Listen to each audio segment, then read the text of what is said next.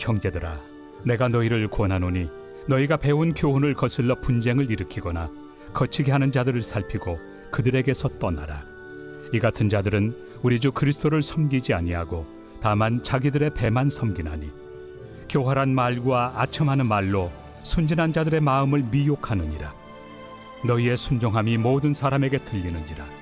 그러므로 내가 너희로 말미암아 기뻐하노니 너희가 선한데 지혜롭고 악한데 미련하기를 원하노라. 평강의 하나님께서 속히 사탄을 너희 발 아래에서 상하게 하시리라. 우리 주 예수의 은혜가 너희에게 있을지어다.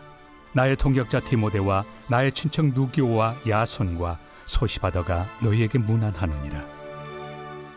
이 편지를 기록하는 나 더디오도 주 안에서 너희에게 문안하노라. 나와 온 교회를 돌봐주는 가이오도 너희에게 문안하고 이 성의 재무관 에라스도와 형제 구아도도 너희에게 문안하느니라.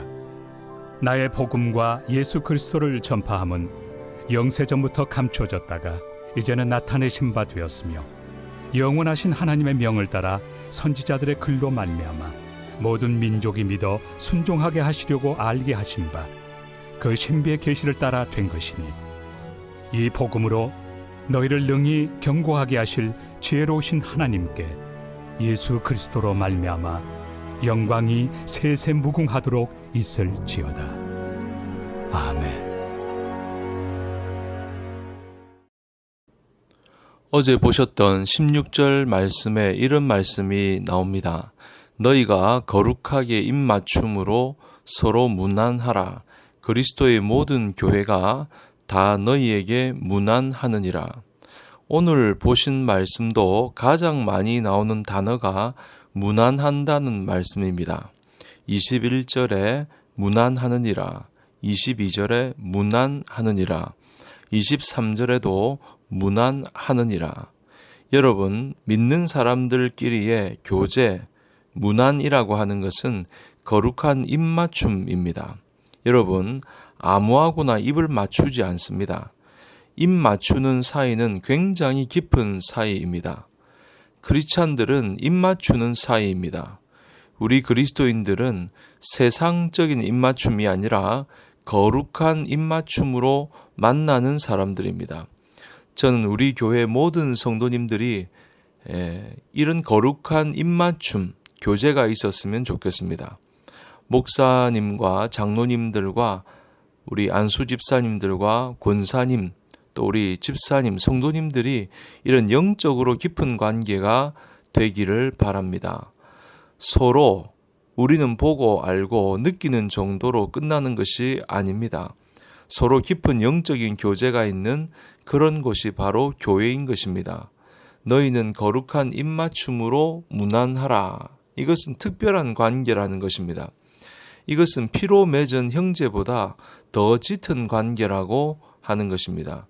그런데 오늘 바울은 16절에 문안하라고 이야기하더니 17절에 보시면 문맥에 맞지 않는 이야기를 하고 있습니다. 17절을 보시면 형제들아 내가 너희를 권하노니 너희가 배운 교훈을 거슬러 분쟁을 일으키거나 거치게 하는 자들을 살피고 그들에게서 떠나라. 그런데 사도 바울은 문안 인사를 하고 나서 교회 안에 들어온 이단들이 있다는 것을 발견하게 되었습니다. 아마 편지를 처음 썼을 때는 이 이단들이 별로 문제를 안 일으켰던 것 같습니다. 그런데 로마서 편지를 마무리하는 단계에 있어서 자기가 그렇게 정성스럽게 키워왔던 교회를 사람들이 분열을 시켰던 것입니다. 어떤 사람은 교인들을 이단으로 끌고 가는 것입니다. 어떤 사람은 교회를 파괴시키는 겁니다.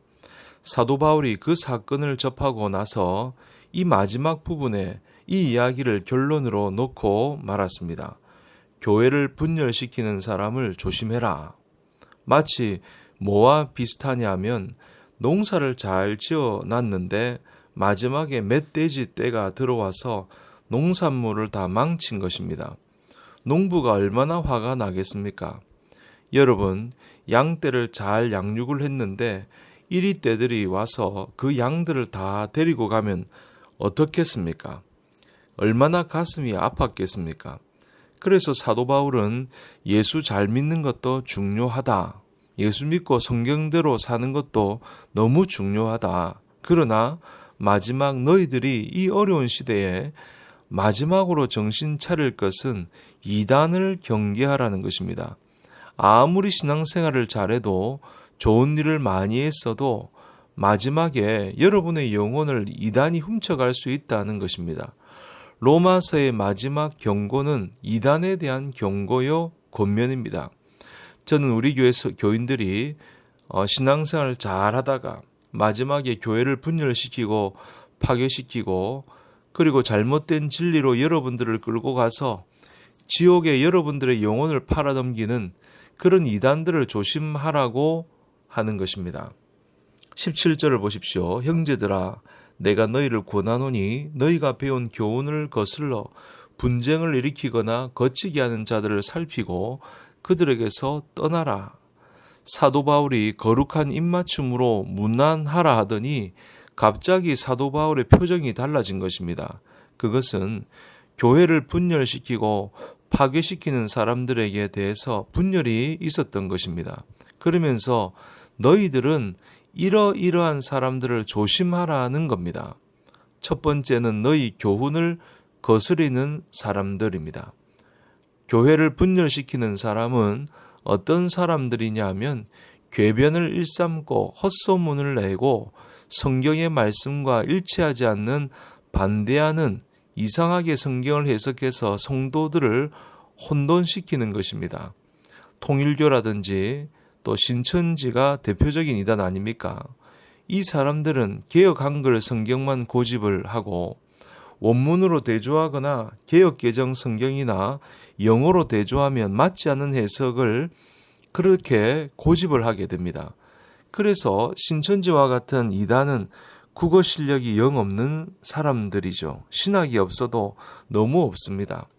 이런 사람들이 교회에 왔을 때는 살피고 그들에게서 떠나라고 합니다. 첫째는 살펴라. 영적인 통찰력이죠. 분별력입니다. 그리고 그들과 말하지 않는 것이 좋습니다. 교회를 떠나라고 하는 것이 아니라 그들의 궤변 앞에서 떠나라는 것입니다. 자기네들의 논리로 꽉 차 있기 때문에 살핀 다음에 그들과 가까이 하지 않는 것이 좋다는 얘기죠. 그러므로 여러분, 이 마지막 때에 영적인 분별력을 가지고 이단들을 잘 경계해서 그들의 말과 생각에 지배당하지 않고 끝까지 순전하게 믿음을 잘 지키는 우리 성도님들이 다 되시기를 주님 이름으로 축원합니다.